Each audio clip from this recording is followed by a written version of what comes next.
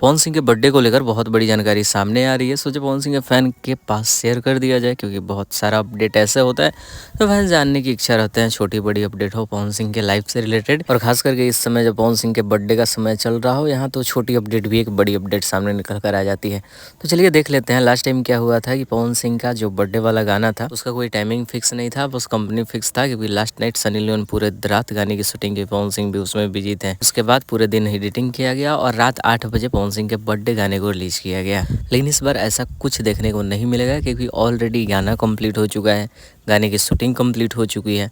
बस अब दिन का इंतजार किया जा रहा है। जब हम वीडियो बना रहे हैं तो आज 2 जनवरी है और 3 दिन बाद यानी कि 5 जनवरी को पवन सिंह का बर्थडे है। इस बीच पवन सिंह का कोई गाना रिलीज नहीं होगा। 5 तारीख को बर्थडे वाला गाना रिलीज हो जाएगा और लखनऊ में गाने का इवेंट भी रखा गया है, जो कि सारेगामा कंपनी द्वारा रखा गया है। बहुत ग्रैंड इवेंट होने वाला है। तो बस अब इंतजार करते हैं, जैसे ही कुछ छोटी बड़ी अपडेट आती है आप सबके बीच अपडेट किया जाएगा। तो चैनल को सब्सक्राइब करें।